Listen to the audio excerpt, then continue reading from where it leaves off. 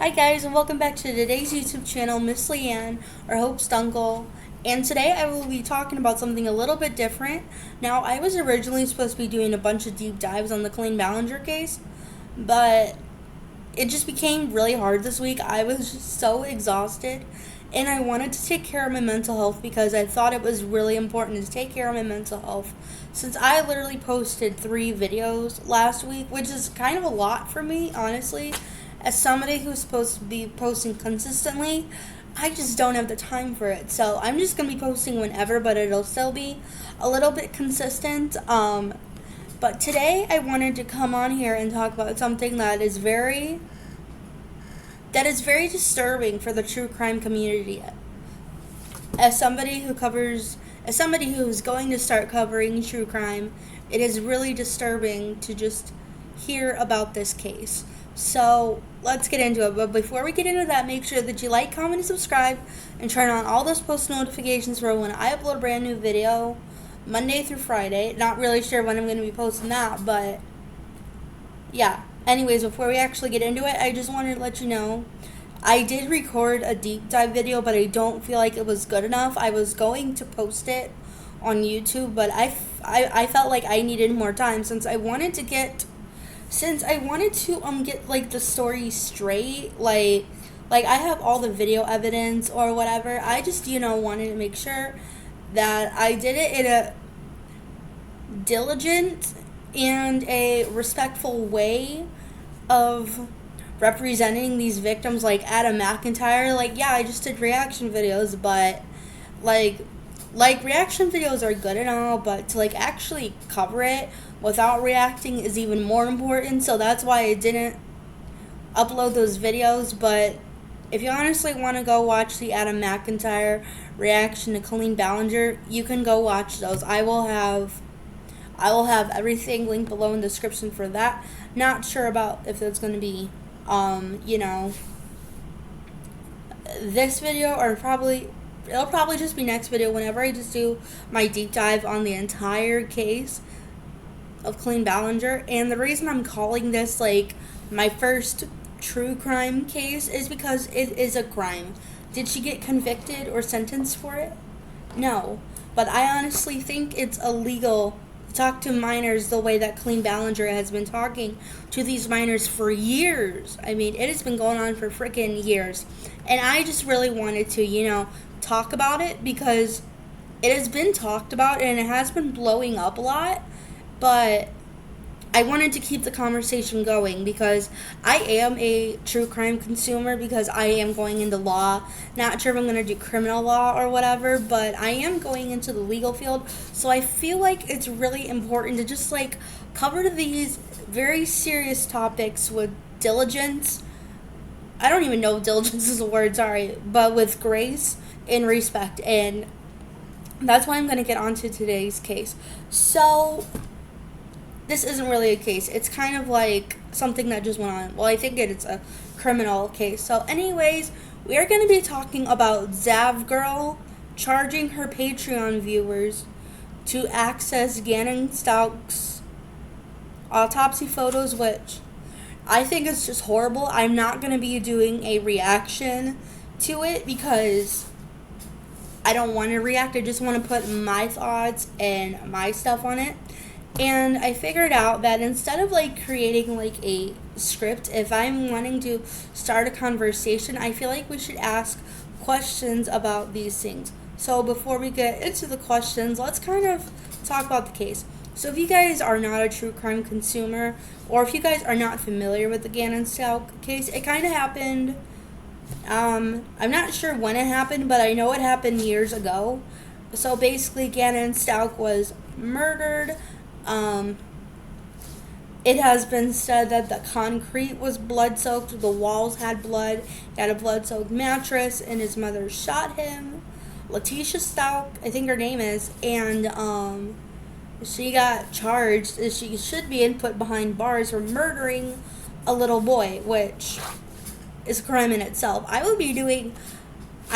just have the basics of it, but I will be covering that case eventually.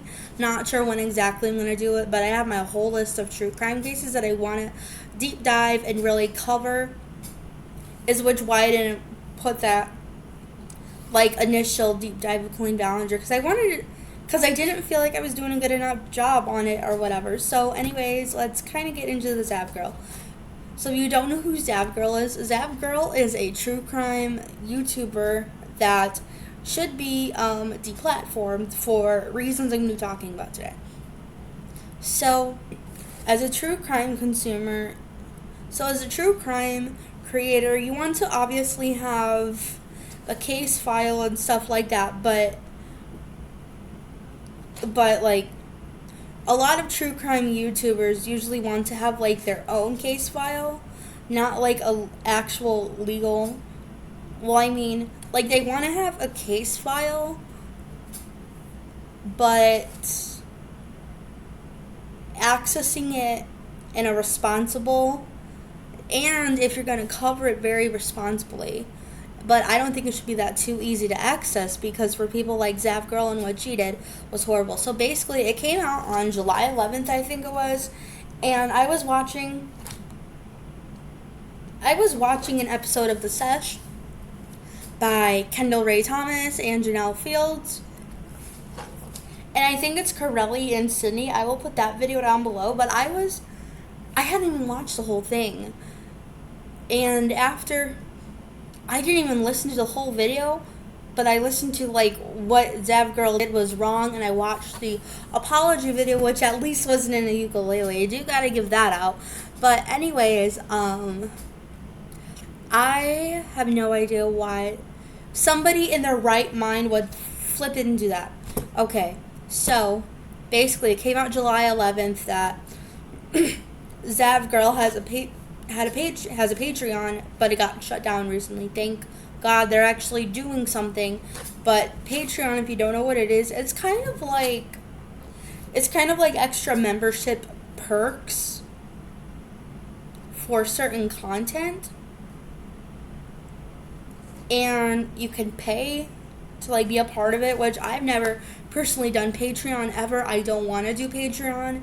If I'm covering true crime cases, I don't want to ever do Patreon. I just want to speak my voice, explain my feelings and thoughts and opinions on the story, and just start some conversations about like political issues. Like I will be talking about the FOIA, or Freedom of Information Act. So yeah, I don't know why somebody in the right mind would do it. So basically, it got on news station because people were messaging Brian. It's Brian Enton, I think. Hold on, I have the video muted. I have the video like muted, so I can't get copyrighted. But I think it's Brian Enton. Hold on, I'm gonna look a little bit. Give me a second. And I have watched the apology video, which was pretty short. I'm just going to try to see who the heck the news reporter is. So that's why I'm looking off the screen.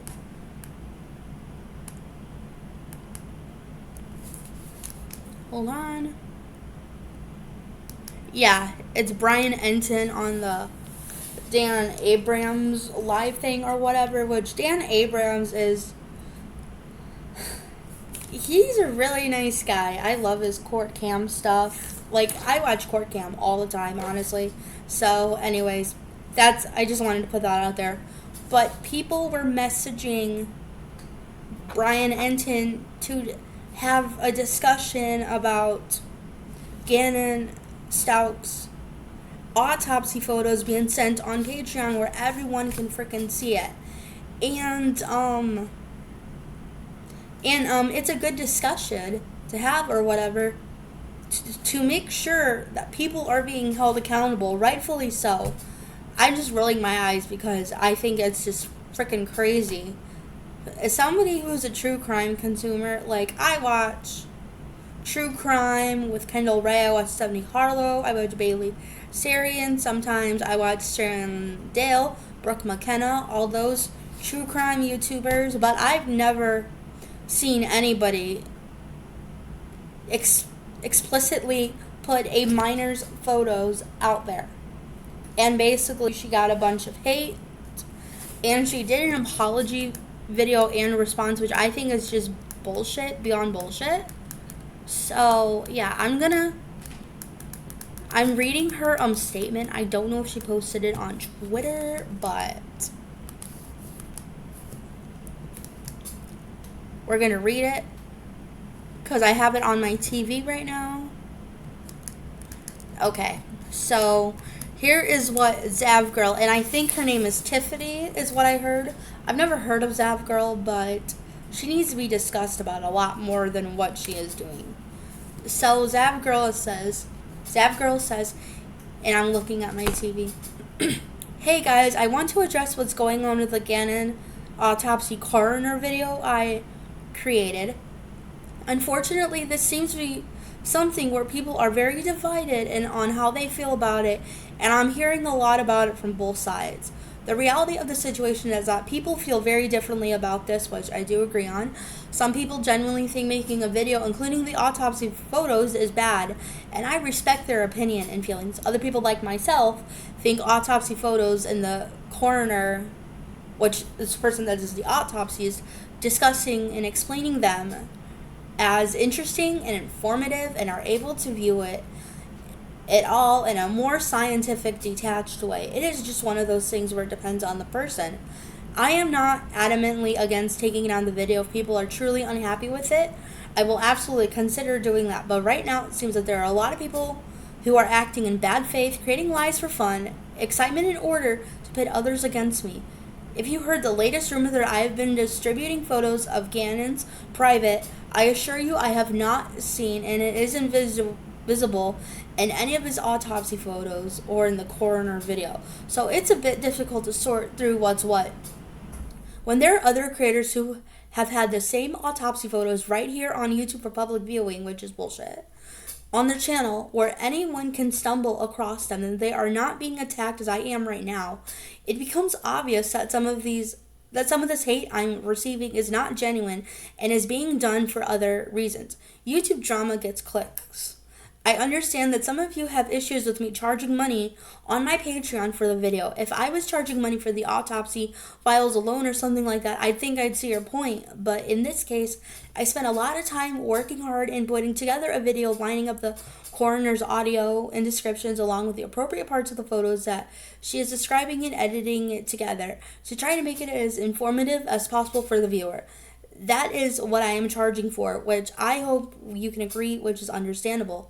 Anyways, thank you to those who have reached out with me with your take on it in a respectful way, who understand this is simply a bit of a gray area as to what is socially acceptable and what isn't. Like I said, I'm not against removing the video, and I care what you think. But it's hard to make sense of it while I'm getting some very seriously unhinged threats being made against myself and my loved ones, and those threats are coming from those who claim I'm doing something morally wrong. Okay, so, I just kind of want to, and I'm not sure, okay, this was on our community post. I was trying to figure out where this was from, but this is on Zav Girl's community post on her YouTube video. So I just want to kind of analyze it a little bit because that's what I like to do. So one of the sentences that really stands out to me in the first paragraph is, "This seems to be something where people are very divided on how they feel about it, and I'm hearing a lot from both sides." Okay, I do agree that people have opinions about everything, because that's just politics and true crime in general, but people have the right to be creeped out or may question your morals or values because you're doing something morally wrong, which is essentially child pornography in its most vulnerable position for this 11-year-old boy. Why did I say 7? I don't know. But you're basically putting the death of a child online for the public to see and re-traumatizing the frickin' family all over again. And I've heard Stauch, which is his father, say that it's pure evil, and I agree with this. Yeah, that's all I have to say. hold on. Another thing that really stands out to me is, I'm going to read the second paragraph again. The reality of the situation is that people feel differently about this. Some people genuinely think that making a video, including the autopsy photos, is bad, and I respect their opinion and feelings. Other people, like myself, think of autopsy photos and the coroner discussing and explaining them as interesting and informative. How the fuck is this interesting? Are able to view it in a more scientific, detached way, which is a fucked up way of saying it. It's just one of those things where it depends on the person. Okay. My take on this is putting somebody's vulnerable autopsy photos is bad behind a paywall. I think that's what makes it worse. Is putting it behind a paywall is a lot worse. But it's just morally wrong at all. Like, if somebody... I'm not going to discuss family stuff, but there have been quite a few deaths in the family, and just to see a dead person die on the hospital bed was horrible. That was already enough trauma for me. That's already enough freaking trauma. I've just heard and I've seen gross things, but I don't think I've ever been so infuriated about this. And then I want to get onto a point on the other sentence of how Zavgirl or Tiffany thinks that it is interesting and informative. Like, the way that you say interesting just makes you look more like a psychopath or a sociopath. Which I don't know if she is, but wouldn't surprise me. But, like, why would you say it's fun and interesting to look at somebody's dead body? Like, you have a bachelor's in psychology, which it says on her YouTube bio, which I will link down below in the description box. I think it's just wrong. Like, it's freaking wrong. And you're exploiting this child, making money off of it behind a freaking paywall and all that stuff. Like, what the fuck is wrong with you?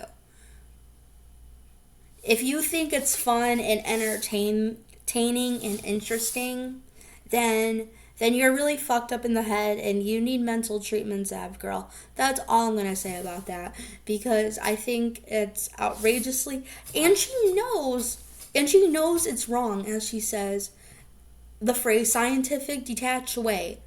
Okay. I do see on the other side of the argument that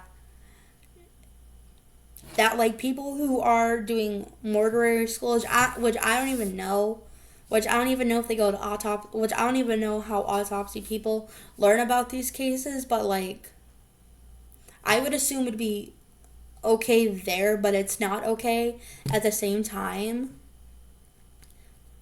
Like, even people in mortuary school don't do that, I don't think, and it would just be wrong. Like, they wouldn't. I've never seen anybody do anything like this. I've never seen anybody do anything like this. If I were to be a law professor, as far as discussing the case and like how to do the case, it's different if you're an actual licensed private investigator or a retired private investigator or like a homicide detective.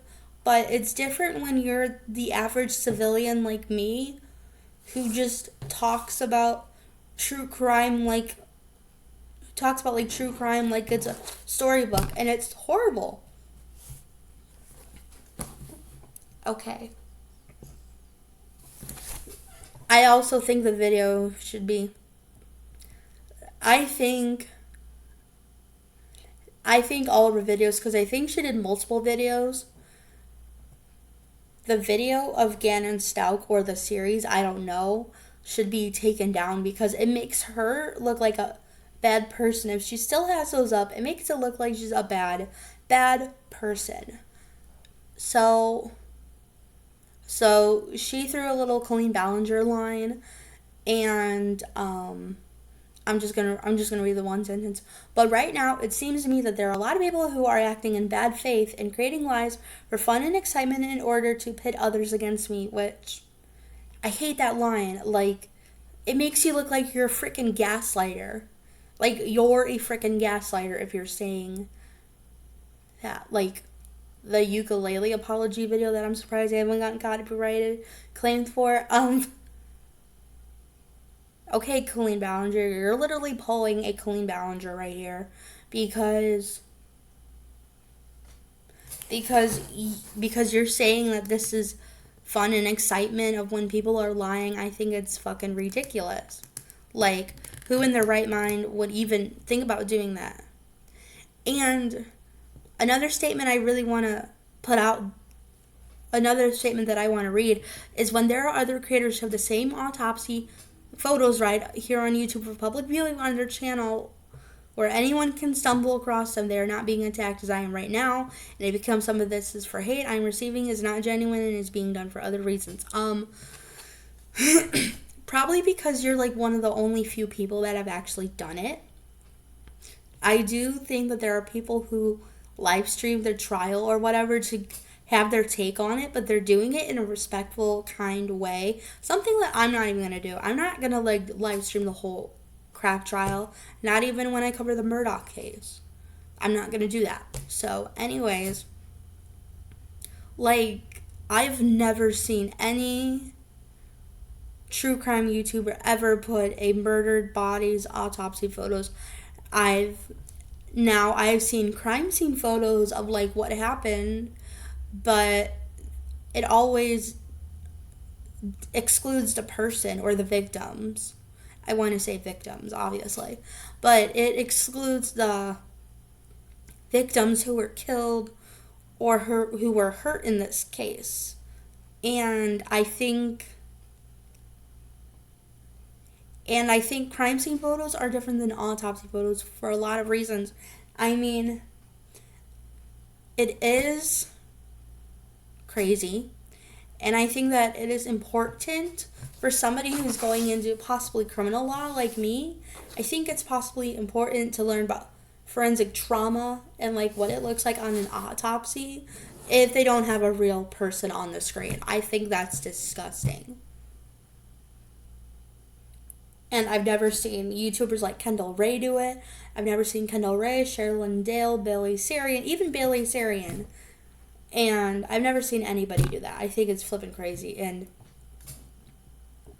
Stephanie Harlow doing it. Like, she admits it's like she admits one thing is wrong, but she's using a gaslighting manipulation tactic that like, oh, it's fun and excitement for others to pit against me. The fuck it is not. Like, literally shut the fuck up. If you think this is okay, I don't know. I've seen a dead body close to me, and that was horrible. I've seen dead bodies in my classroom, not like on the floor or whatever, but I've seen and I've heard people say how they felt about being next to a dead body in a school shooting. Like, I could never imagine that.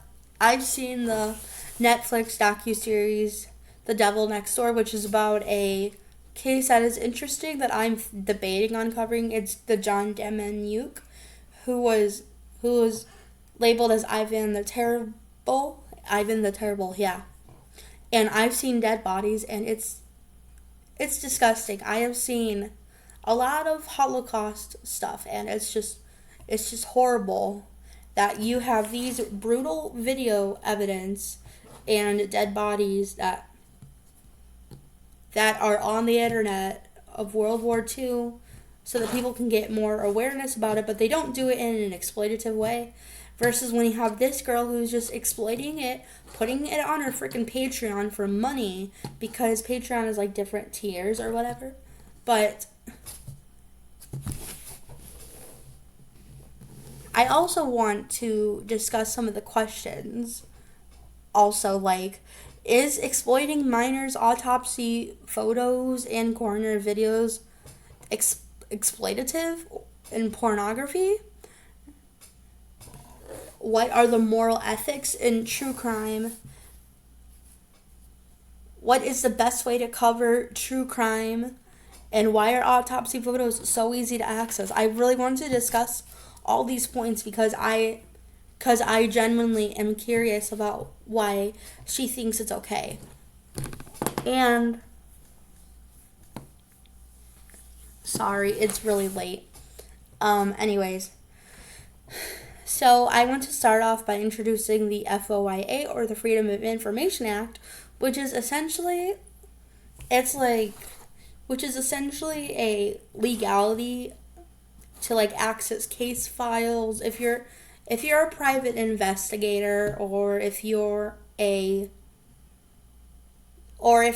student learning true crime about it. I would understand like accessing it, but mostly for private investigator, and mostly those who are licensed legal people in the legal professions, whether it's cops or the DNA lab testers or the forensic pathologists or whatever.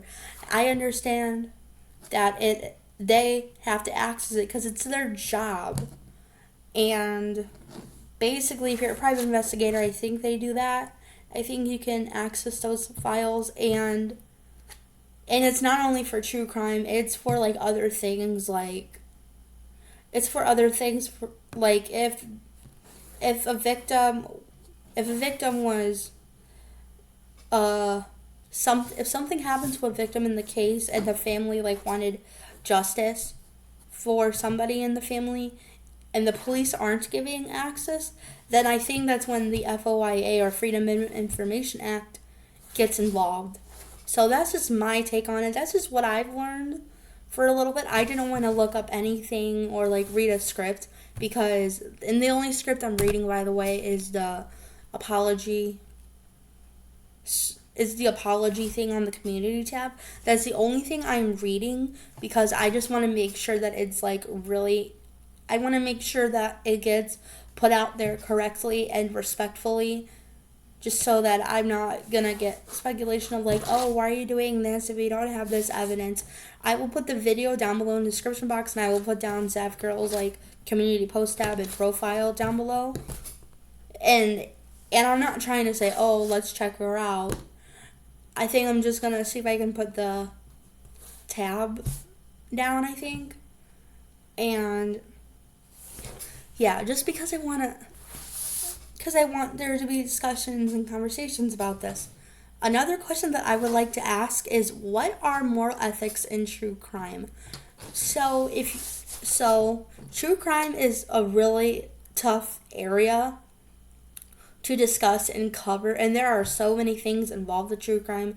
Like, most comments are murders, rapes, sexual assaults, and then there's robberies, there's Ponzi schemes, there's gang violence, there's Black Lives Matter. Like, there are multiple things, like Thanos with Elizabeth Holmes, the girl that tried to copy Steve Jobs but got in deep trouble with it.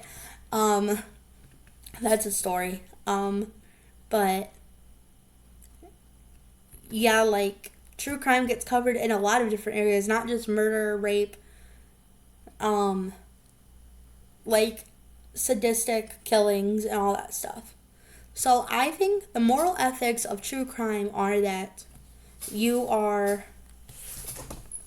I think my moral ethics to true crime would be that you're being respectful to the victims, you're giving their stories in a respected platform, you're not exploiting their bodies, or minor bodies, or adult bodies, or elderly bodies for that matter.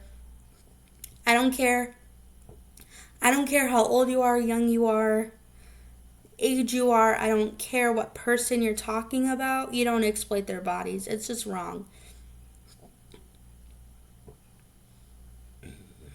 And it's honestly wrong. And if you are a big true crime creator like Stephanie Harlow, and you have a sponsorship, donating a percentage of your money, which I think she does, donating a percentage of your money to GoFundMe if cases are present, or helping other true crime cases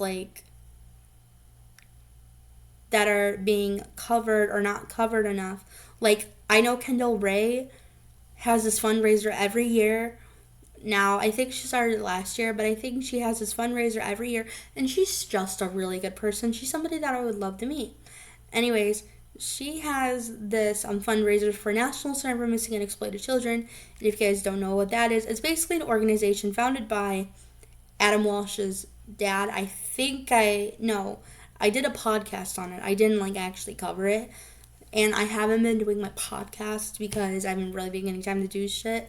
So anyways, basically, John Walsh, Adam Walsh's father, founded that, just like the Amber Alert was founded by Texas police or something like that. I will be covering those cases on my YouTube channel too. So I just wanted to, throw that out there, that I'm going to be covering a case on my YouTube channel so that you guys can get a little more information of what I'm talking about. And I think it's important to be respectful and raise awareness on certain victim stories. Explaining them is wrong and illegal if you're doing child pornography like she was doing behind a paywall, which I'll be getting into. And you have to be respectful because it's a serious topic. You have real people who may be watching true crime videos.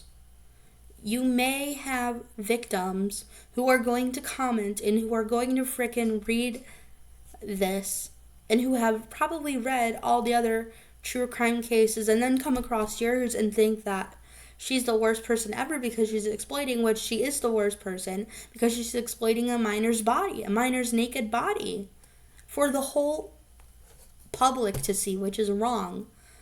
And I'm so outraged because if I knew that somebody was doing that to a family member of mine, like a niece or a nephew, I would go to legal action immediately. It's just wrong. Anyways, so that's my take on moral ethics in true crime. Okay, now the next question is exploiting minors' autopsy photos, is it porn or is it just morally wrong? So here's my take on it. I don't care if you're a true crime civilian or just your average person who just talks about true crime and other crazy things going on in the world like me. If you have specifically put a paywall behind your Patreon or whatever membership platform you use, and you put a paywall behind it and it's of nude bodies, then I think it's child pornography and it's wrong. It's not just morally wrong, it's pornography and all right, illegal. And I think some charges should be fought against Zavgirl for this. Okay, so I already got into the question of what is the best way to cover true crime. As somebody who consumes true crime, I think it's very important to have an idea and have essentially an essay of what you did, but always looking at the camera, because obviously if you're covering something on YouTube, you want to know that you're engaging with your fans, even though sometimes I don't do that. I wasn't doing that. I was just reading something off of TV to make sure that I had all my information right and I was analyzing everything. I think it's important to make sure that you have eye contact and you're looking at the camera and you're looking at the viewers. If it doesn't look like I'm looking at the viewers, I'm looking at the viewers. I just might be looking on this part of the screen. But yeah, I think it's really important to be engaging to your audience, but engaging to your audience about true crime in a serious, respectful manner, I think is very important from what I've learned. I've been watching true crime since 2019, the end of 2019, and I've learned so much stuff about like how people will portray themselves with true crime or whatever. Or like when they talk about a topic, it's very important to portray yourself as somebody who's serious, mature, and professional about it. Now, this isn't my full-time job, but this is going on my resume as things that I've done over the years. And my last question that I really want to get to is, why the fuck are autopsy photos so easy for civilians that are not private investigators or law enforcement? Why is this stuff so easy to access? That's something I don't know the answer to.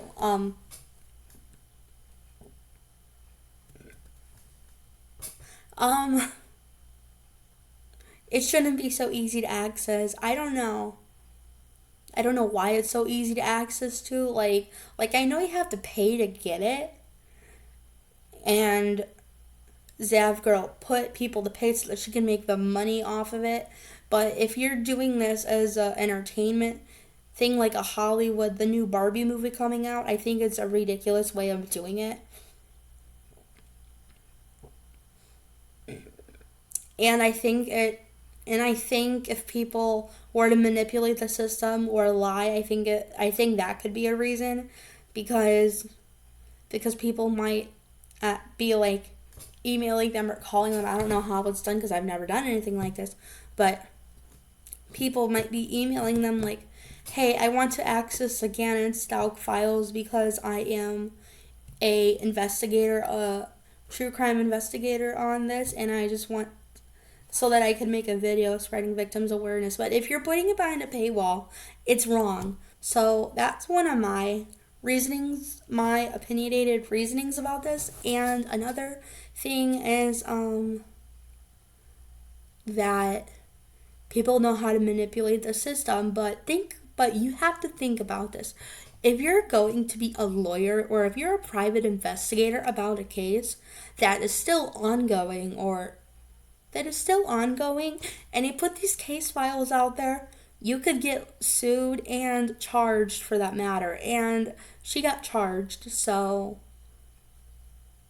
yeah, that's all I'm going to say about this. I just thought I would talk about it since it's something a little more interesting. I just wanted to get a video uploaded or whatever, but this probably will be uploaded on Friday. I am still working on the deep dive, even though it hasn't been seeming like it. I've had my internship all week. I've been really busy with a couple of other things going on in my personal life, so I just wanted to come on here and chat about this because it's very important to spark a conversation and to tell other people not to do this. So I'll see you guys in the next video. Make sure that you like, comment, and subscribe, and check out the charity/organizations of the month and the creators of the month, and I'll see you guys in the next video. Love you. Bye.